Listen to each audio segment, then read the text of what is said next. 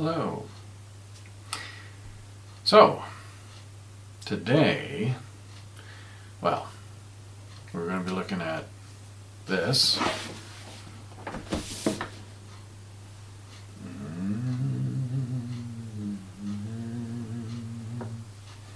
Let me get that in there again.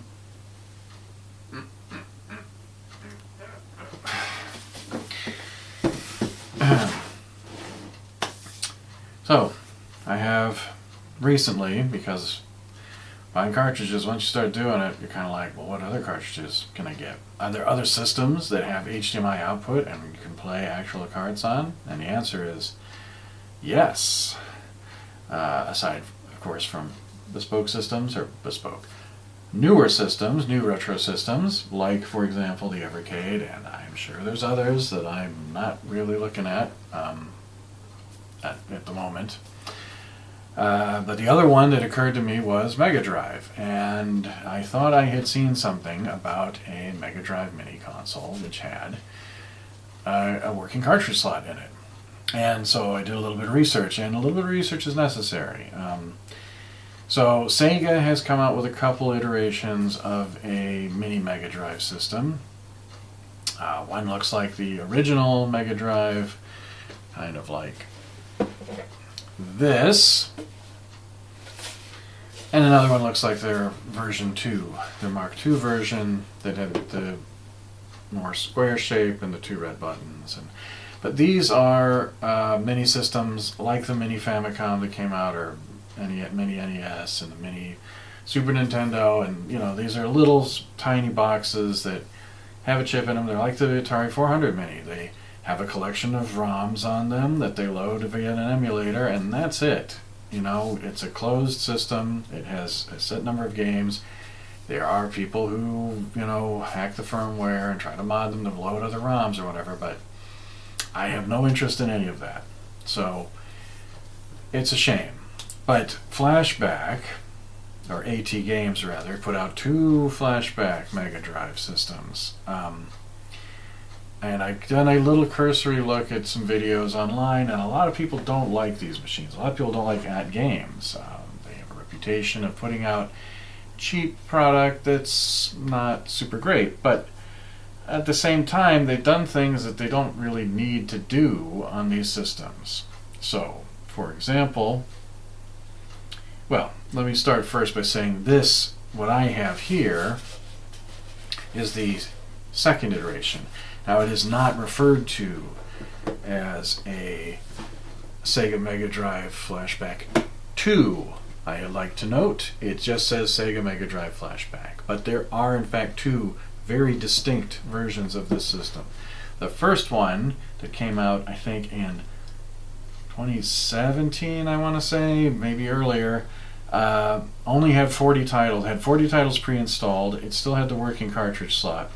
Reports I have read indicate that the controller ports, and it does have 2 DB9 serial ports on it to connect your vintage Sega Mega Drive gamepad, for example this, which is still working and which I got at the Barris. Great. This is obviously with the red button, I think indicates it is a 2nd gen Mega Drive pad. I assume that apparently 6-button ones don't work with this.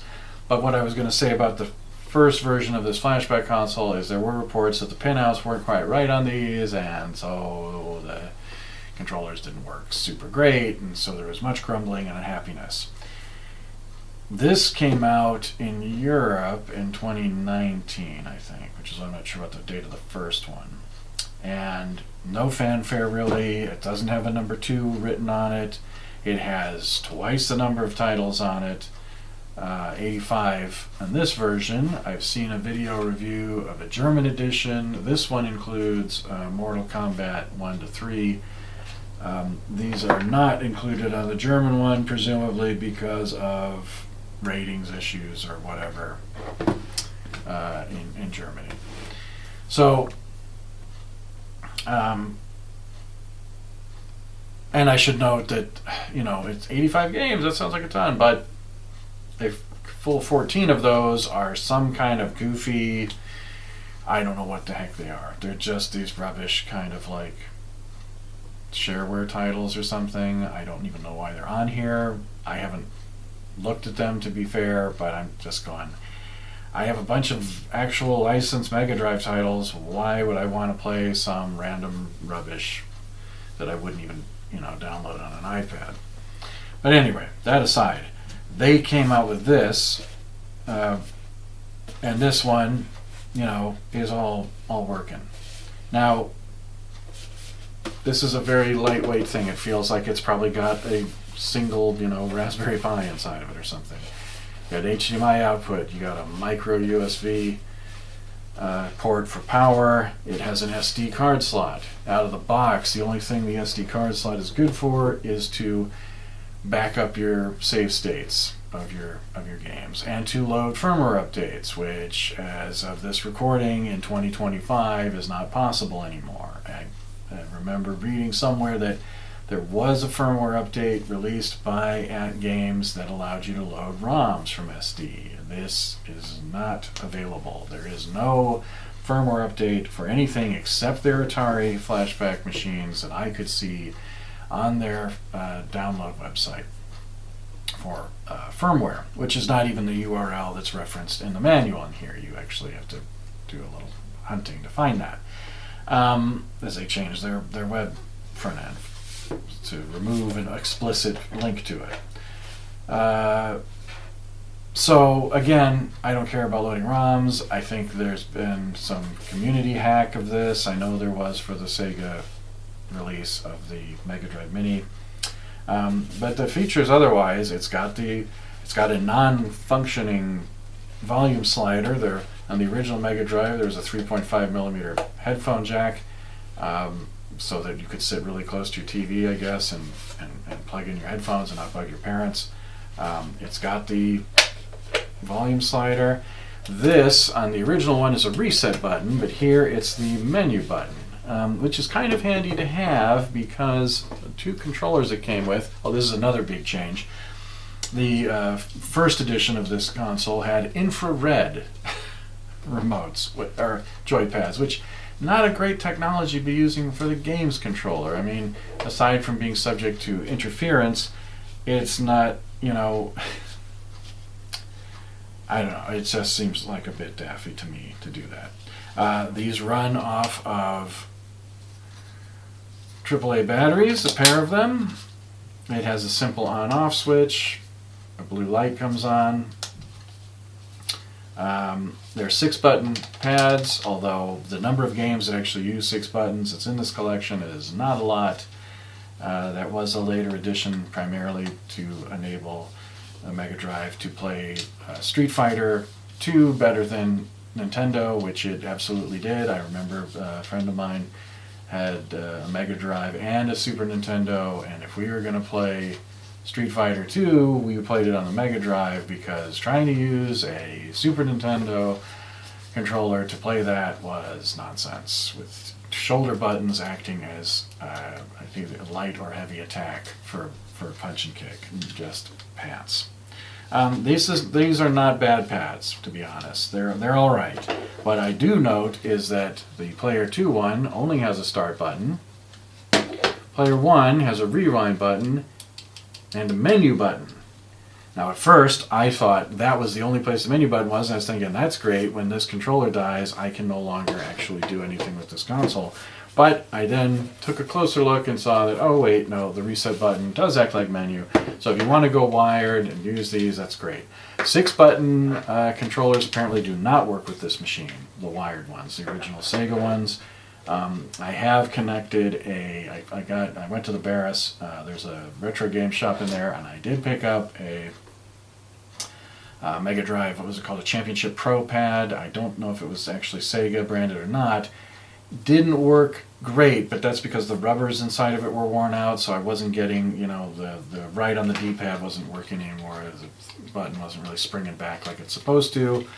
I might end up making an arcade stick out of that thing. I don't know. But the turbos on it I didn't use, but without, it still was functional. It worked with the console.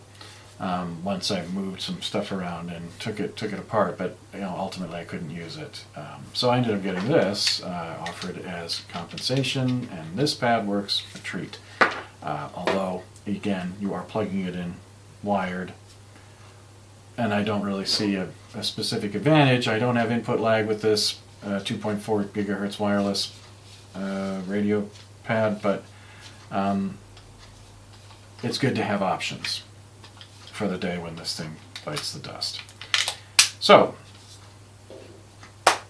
having said all that, the main attraction for me is this. Now, the Sega release of the Mega Drive Mini has flappy port pads like this, and that if you flip those inside, you will see nothing, but in here is an actual cartridge port. And, in fact, it will load carts. Although, there are caveats. So this is what comes with the thing. You get this big manual, how to play cartridges, blah blah blah. So the main issues, the compatibility so far, I've had no problems with it. You can look online and find a list of games that don't work. I note that Sonic 3 is not included in this collection.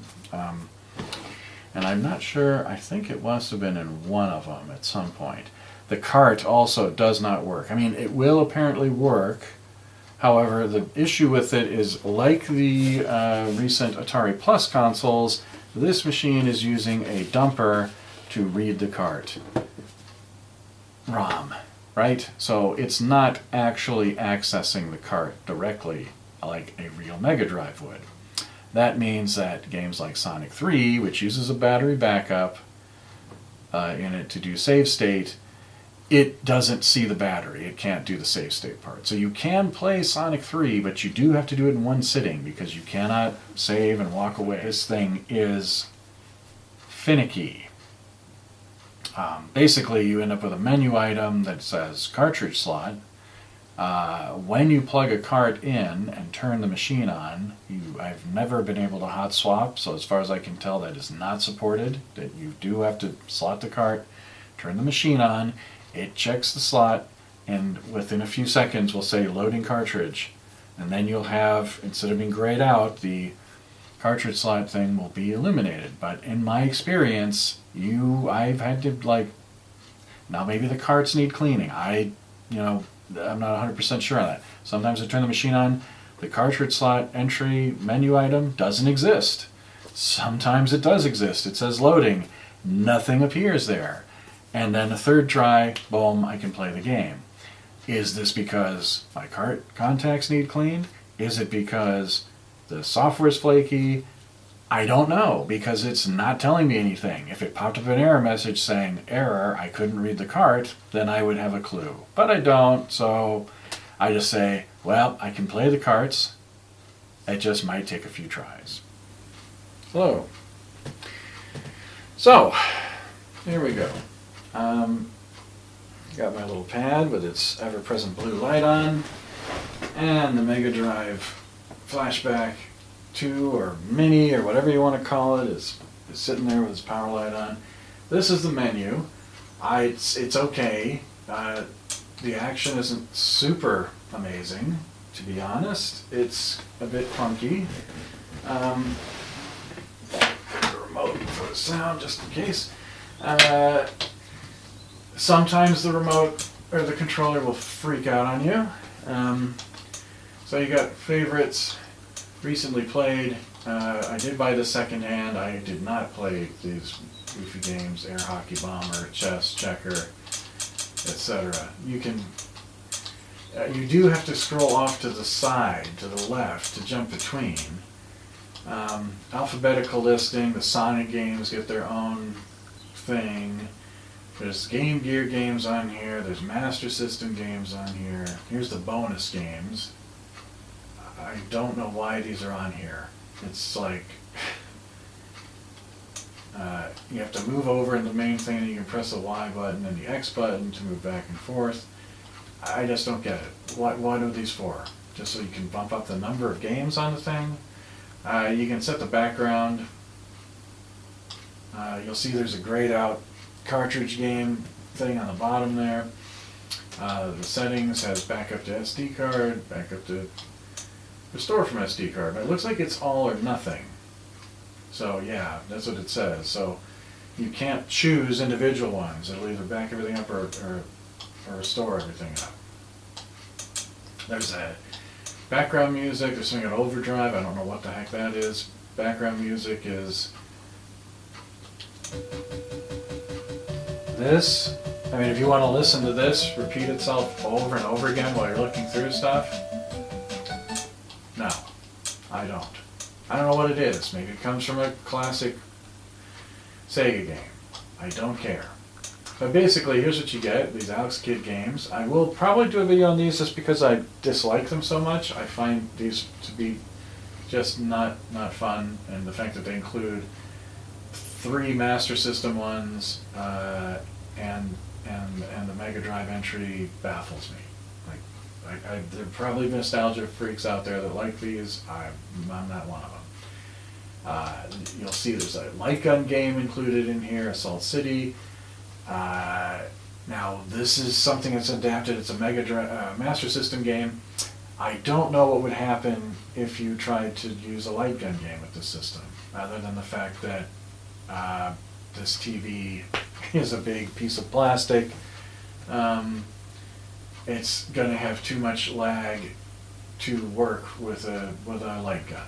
So, you know, if you plug this into a CRT, I guess it would work. I can't see why not. But these are the actual Sega games in here. There's some, you know, that might be harder to find. There's some interesting choices being made.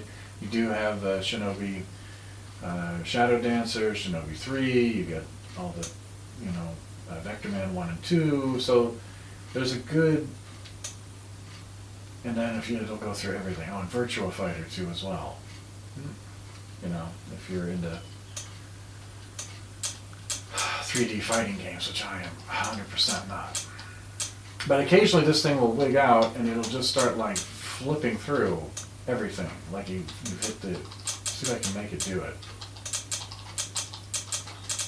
It seems if you like do too many inputs, it'll kind of like get stuck and keep hitting that input over until you hit like the D-pad again. So it's not, like I said, it's not the most brilliant system in the world.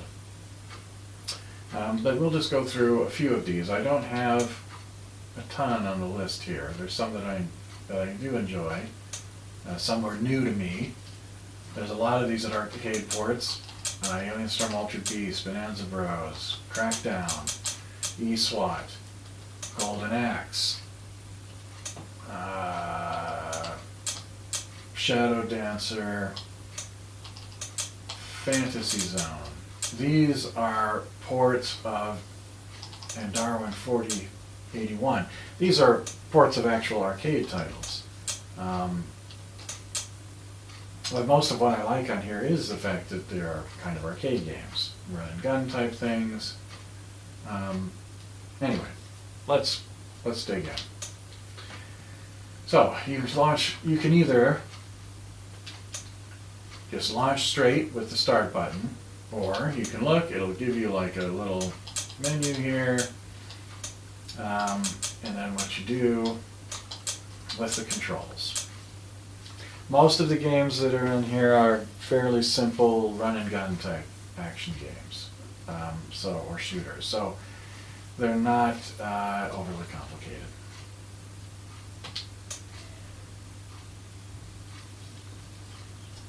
Now here's the menu.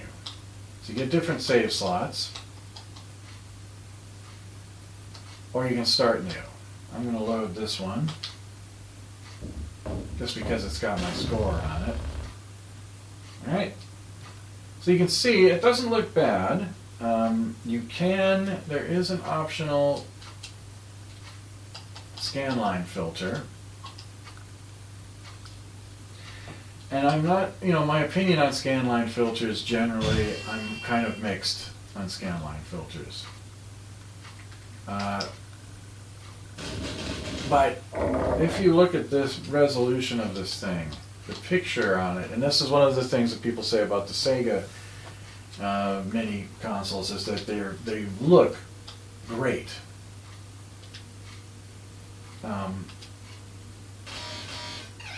I mean, this is, you know, I don't know. The aesthetics of it looking pixelated without the lines, I guess, is fine. I kind of go back and forth on this one. I don't like the way the scanline filters are done on the Evercade.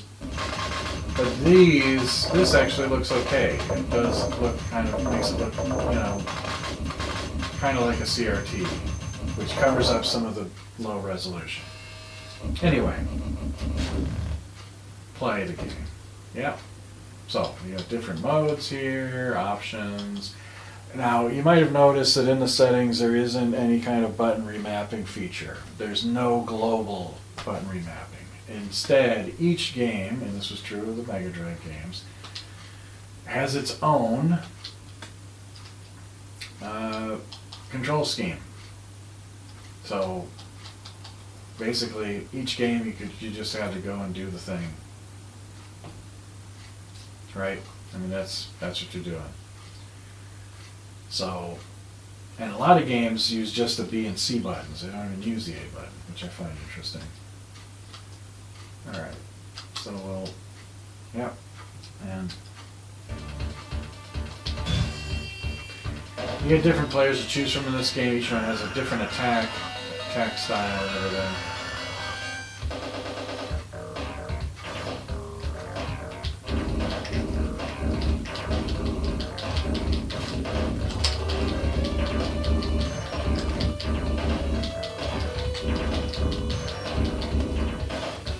I mean, this game's alright. It's, you know, I would prefer Alien Syndrome, but for some reason that only got a port on the Master System. Yeah, you got an energy bar and a life bar. When your energy runs out, you're not... Oh, this little snail guy, just gotta kill these.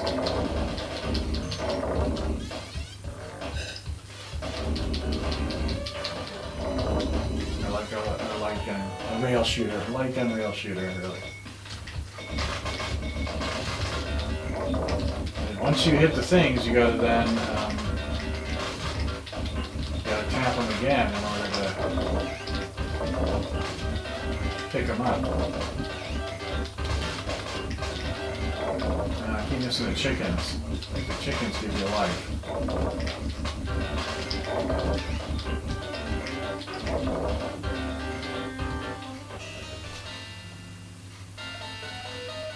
Altered Beast, you know, this was the pack-in title in North America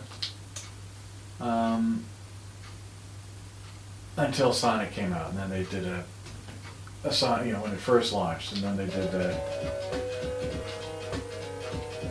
the arcade or the Sonic version, and that's the one that went gangbusters. Everyone's like, oh, we want to play Sonic. I never understood the appeal. Great music, but the game itself, compared to Mario, man.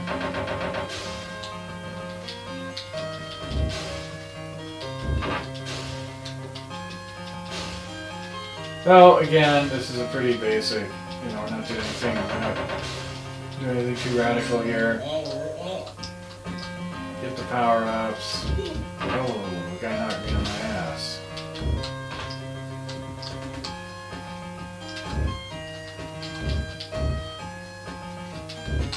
Come on.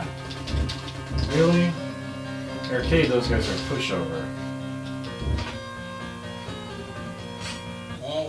So the enemy variety is not as great as in the arcade. We are missing some of the guys that you would see, the big dudes from the arcade. The stages are shorter, but it is very similar. This cutscene here, the transformation, that's like pretty much exact. It's a very good port. It's just, you know, missing a couple little bits and pieces, that's all.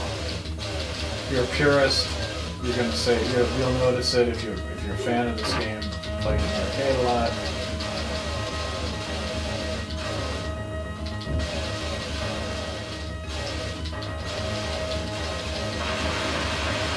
And at the end of the stage, you fight the boss. floating head appears, it takes all your powers. Oh no! And you go to the next stage. You know, groovy. Pretty neat.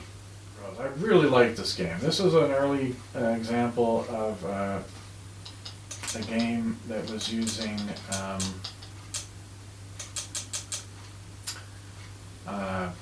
pre-rendered graphics. So instead of using sprites that were actually generated by the machine, the characters were rendered using some more sophisticated computer programs and then turned into sprites that you would use in the game. So that became quite a thing for a while. Vector Man does that. It gives the games, Donkey Kong Country also does that. You know, a game that otherwise would not be possible on hardware like the Super Nintendo. But you pre-render the graphics and then you, so that the only thing your console is doing is manipulating the pre-rendered graphics, and you know, genius. You get something that looks really great and gives you a big boost over your rivals. So this game is pretty straightforward. You're a couple of guys, you know, you're robbing places, you're trying to nick the stuff. You have a pop gun. Wow. Everything's like this fun cartoony graphics. You're not actually killing anyone.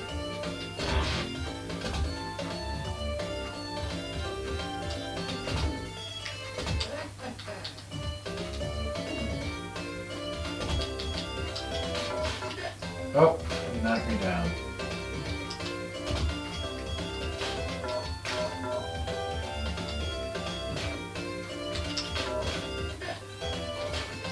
Sounded like he's cursed there. See if I can actually get through this without...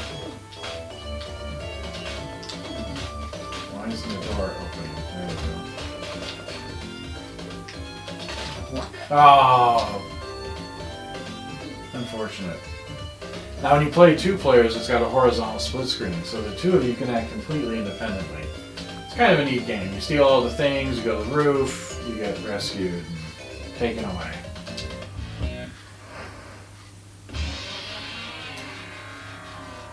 Now look at this, you get this great opening cutscene.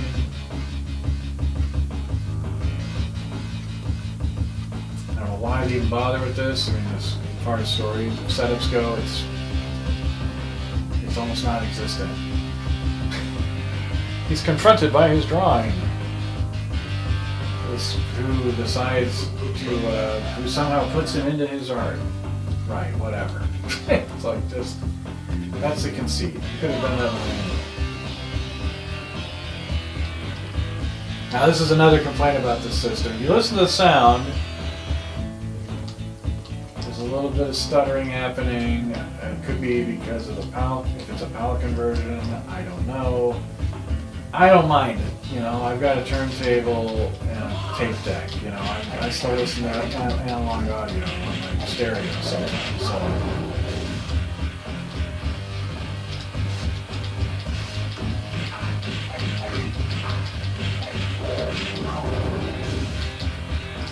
This guy's not a trifle, look how tough he is. Yes, finally. I don't know. How do I get out of here?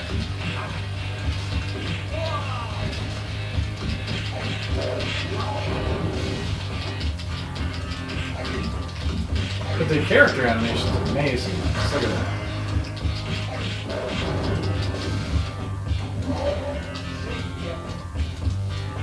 Alright, so now I got a choice. I can go down or over.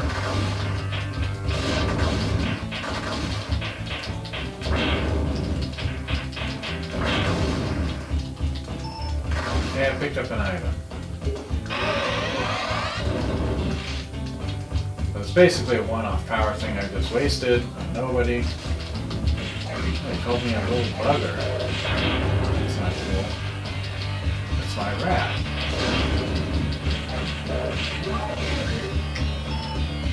Alright, so you can take the rat. You know, throw him out, he'll attack your enemies for you.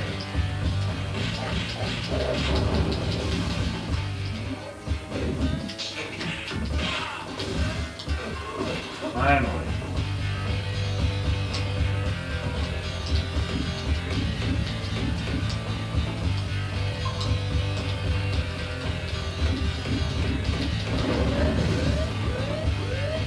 Oof, almost dead. Ow. Oh, that killed me. Cool. Not bad though. I mean, it's, you know, if I was more focused and serious, I would have done more interesting things with that. Alright, so you go, you plant the bombs, and you leave. That's it. And in the meantime, there's a bunch of guys with guns that are going to try to shoot you.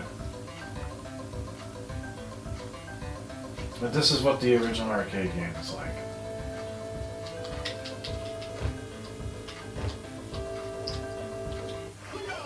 Okay, that's my super attack. A button switches weapons.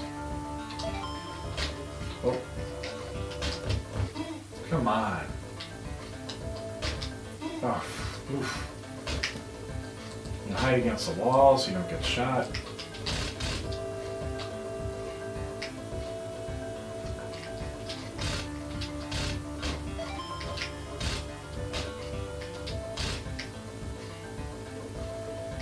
Step on the X, plant the bomb. I got 2 minutes till it goes off.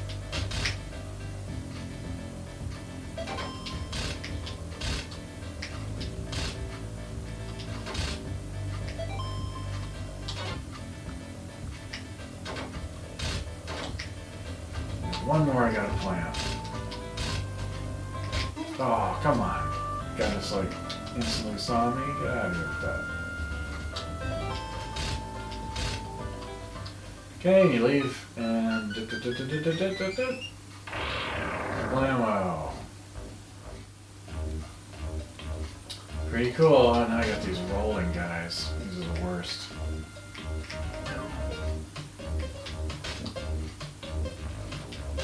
Music's pretty groovy.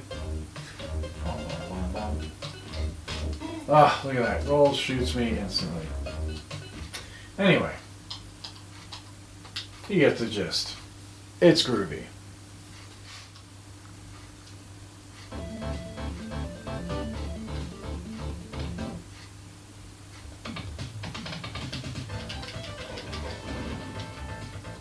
Alright, so you got jump and you got shoot.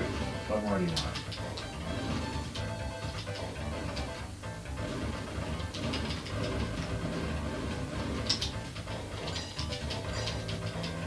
Now, what's interesting about this is there's stuff on this system that takes me back in a way that, you know, the ESRB founding and the controversy over video game violence. I bought RoboCop vs. Terminator on cart, and I was just like, wow, I don't remember like as much blood and carnage as I'm seeing in this freaking game. But that'll be for another video. Oh. Do I want to go up there? Yes, I do, because I just died. But this is pretty basic. You just run around, shoot all the dudes, jump to places you can't reach otherwise. Some places you can shoot up, some places you can't.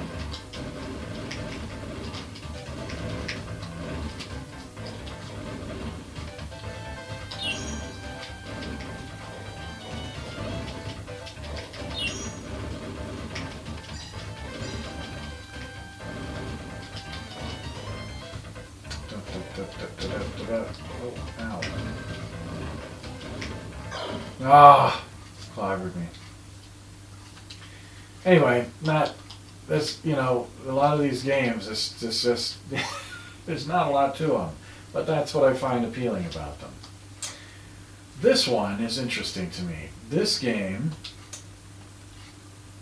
a game I almost want to have on cart, just because it's got this basic kind of arcade mechanic to it, and it looks like a game that would have been in the arcade, but I'm pretty sure it wasn't. I mean, At least I don't remember seeing it.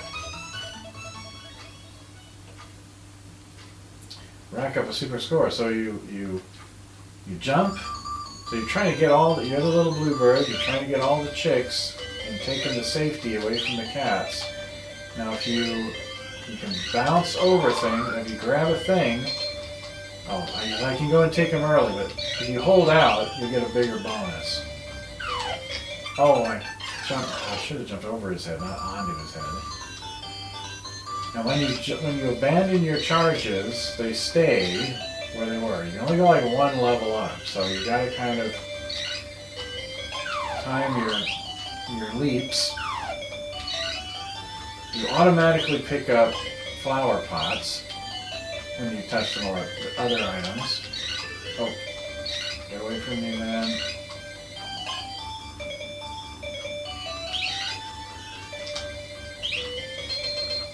There we go.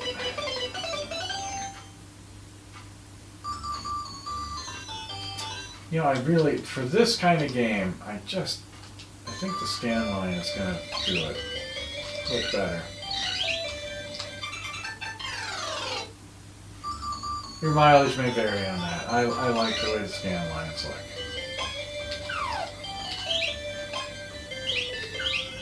Alright, so this time I'm going to try and do a complete sweep.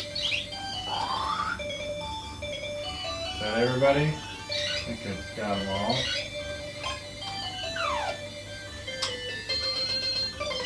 There we go.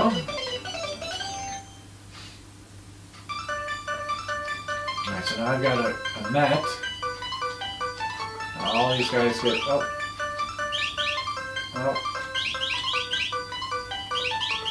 I'm missing some. But it's quite frantic. I mean, it is challenging. You got a floaty feel to your jumps.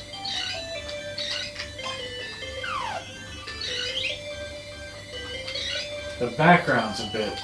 Yeah, maybe I'll reconsider my feelings on the scan lines, actually, because the background does get a bit...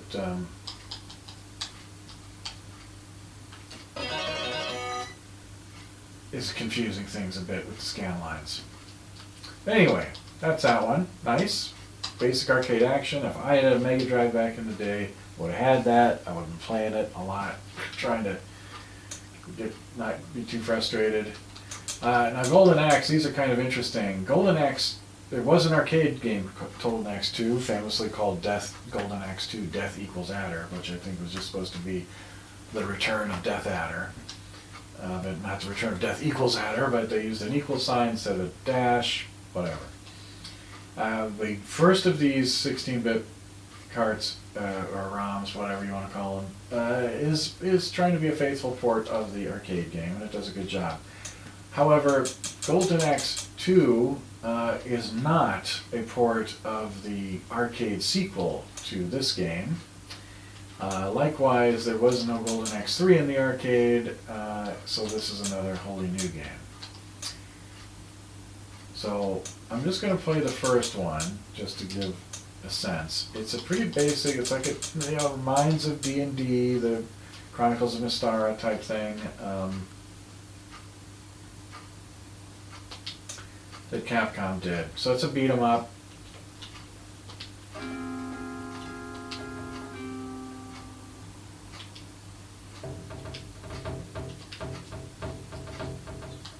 You choose your character, just like the arcade. I'll stick with the warrior guy. So everybody has magic. Magic is like a kill everybody. Death Adder. The castle taking the king and princess hostage. Alex was also killed in the battle. So you got attack and jump. You can do an attack and jump. You can hit both of them together and do a special attack, which for some reason is a attack against whoever's behind you.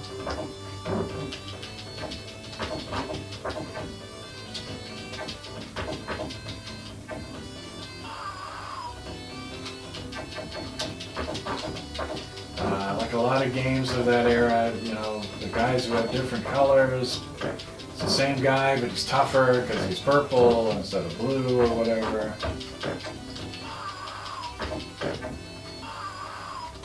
gonna use the magic here just to clobber these guys.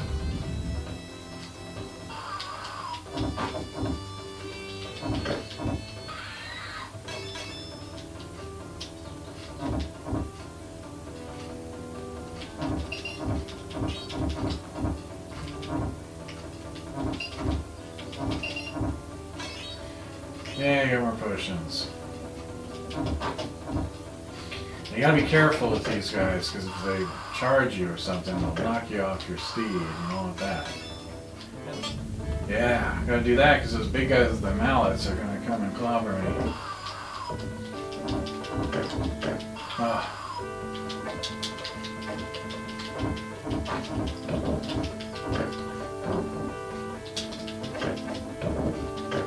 Come on. Really?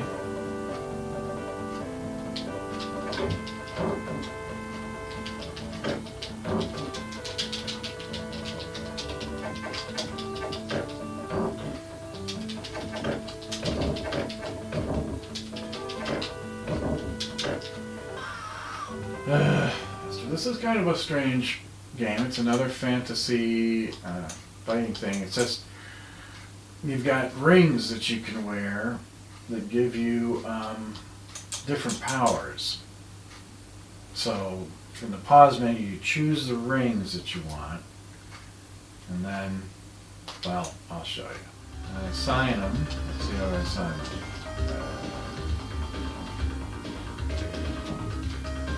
I don't remember what I need to do here.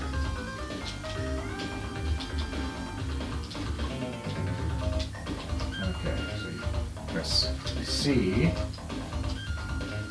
I'm combining these rings. So that one, the red one is fire, that one is black. That one is barrier. Alright? That's it. I can throw the fireball, I can clobber these guys.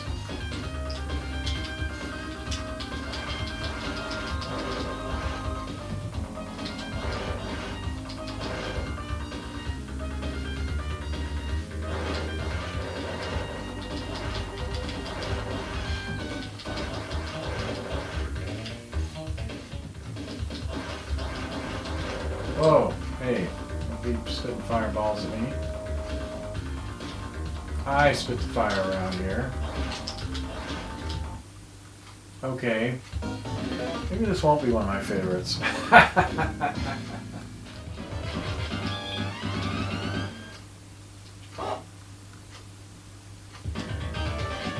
Now this is different from the arcade. I don't remember a post-apocalyptic landscape in the arcade game.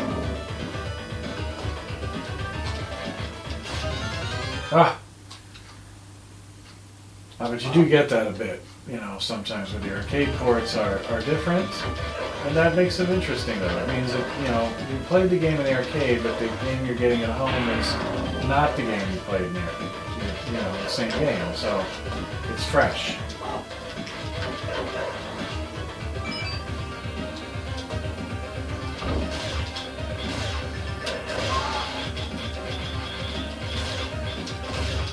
Oof. These guys are tough. Oh.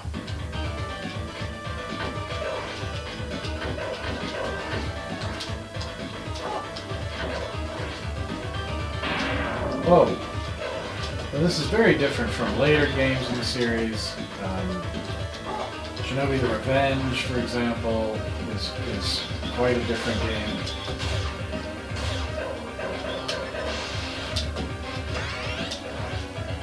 I used the dog to attack the guy with the gun so I could clobber him.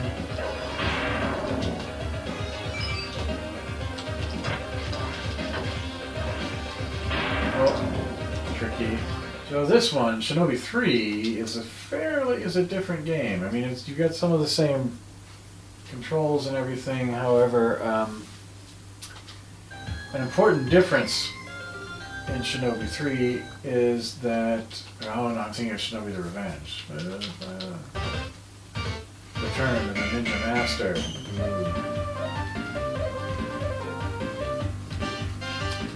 Alright, let's see. Z's Resurrection. Yeah, see, this one is different. Okay. Oh, I'm using the ninja power by mistake. What's interesting is you can change the ninja power you're using, but I've already used it, so I can't use it again.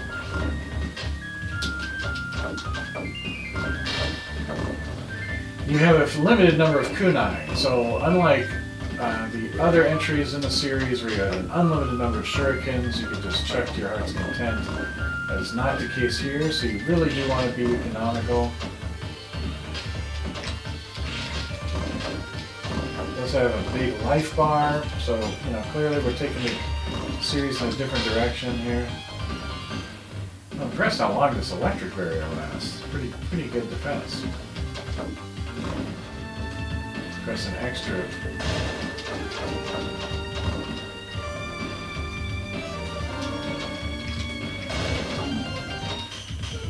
Oop.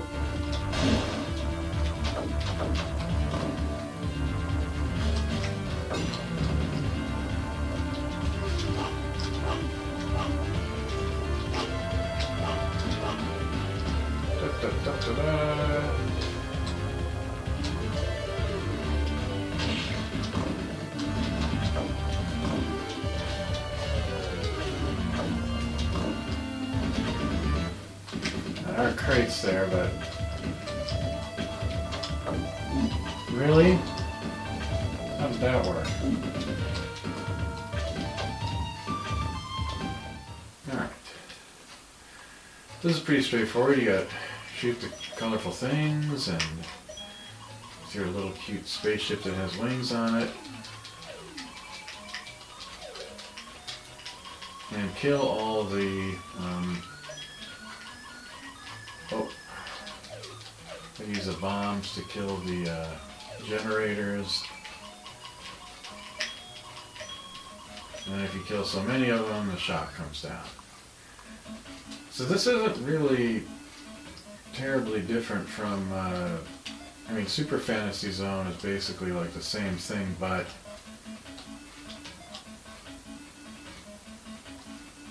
let's see, I think that's good.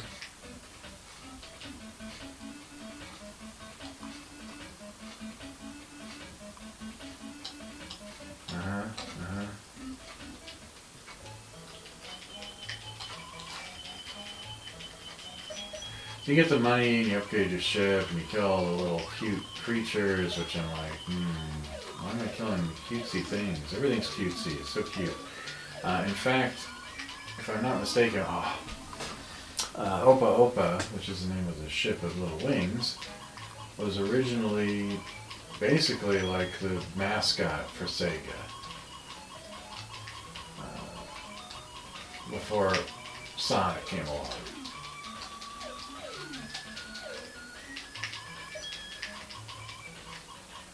Okay, is that everything? Nope. And Super Fantasy Zone, basically this is not substantially different, it just looks nicer. The graphics are better.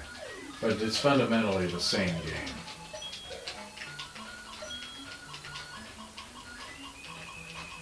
Alright. Oh, boss. Oh, whoa. Ah. Okay, can I kill the... Alright.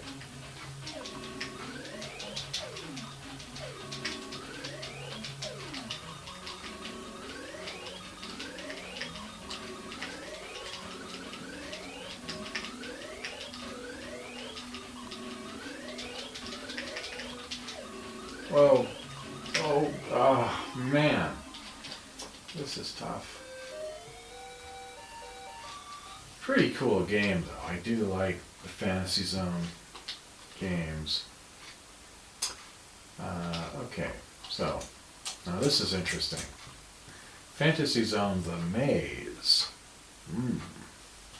This is basically like another Master System game.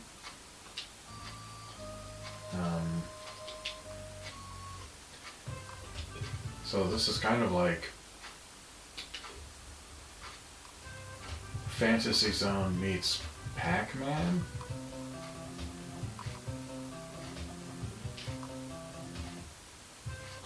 So it shows you like the Fantasy Zone maze, but you are just like...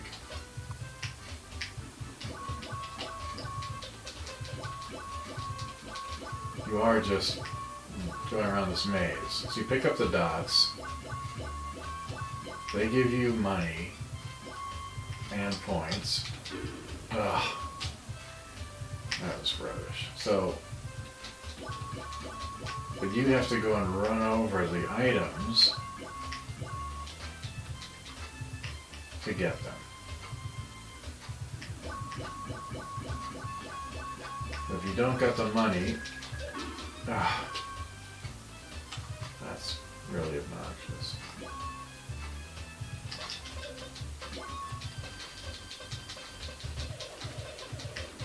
And the thing is, they're all time limited, right?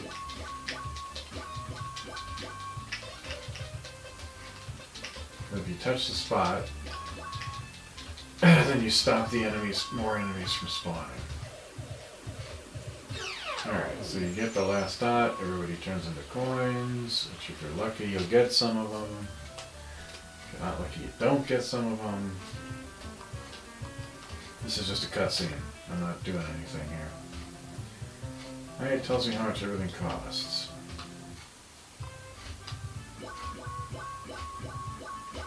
Big dots are worth more.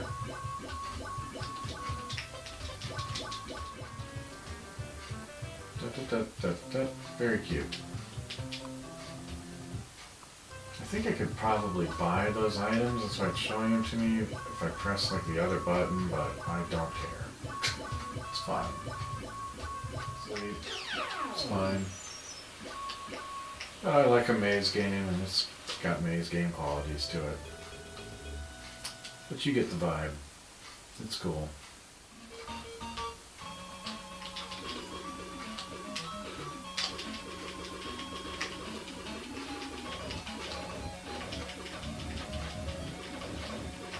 It's, you know, your pretty basic shoot everything that's flashing or moving. Oh, I didn't get the thing. That was a power-up that went by there, not an enemy. They're kind of hard to tell. I guess the power-up's the one that's got colors like your ship. But it's this other satisfying kind of superstar soldier kind of quality to it.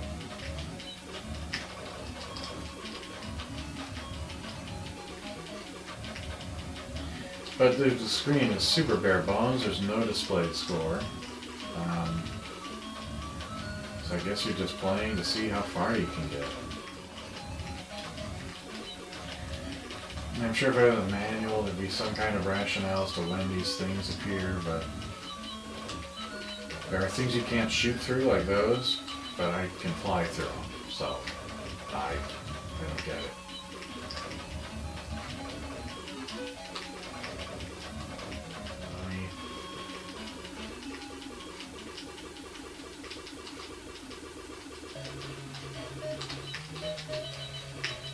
So the audio cue is telling me I can't destroy the big gun in the middle yet, so clearly that abuse is what I'm going to have to endure.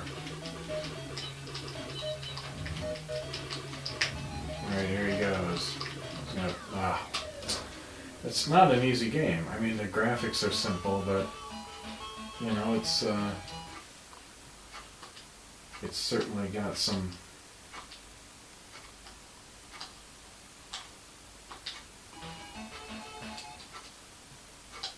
got some challenge behind it.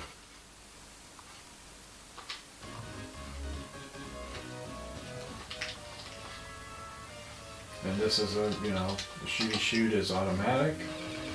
I mean, the graphics are really good. This looks very much like the arcade game.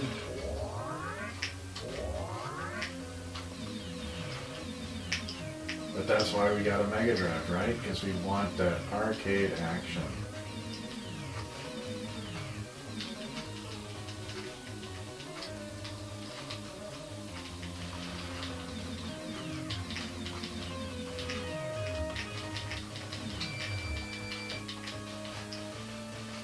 some of the shots auto fire till the cows come home. Some of them you gotta hit the button.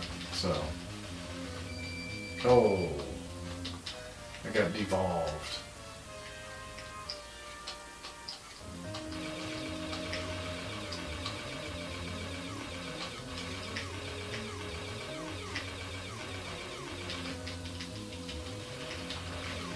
Ah, man. Brutal. Brutal. So there we have it. The AtGames Mega Drive Flashback 2. I'm going to call it the 2 because it is the second one of these things, even though the official box branding doesn't have a 2 anywhere on it. The menus aren't super great. The controller is, you know, all right. It's serviceable. I don't have a lot of complaint about it. But you know, if I had a big issue, I can always rock a wired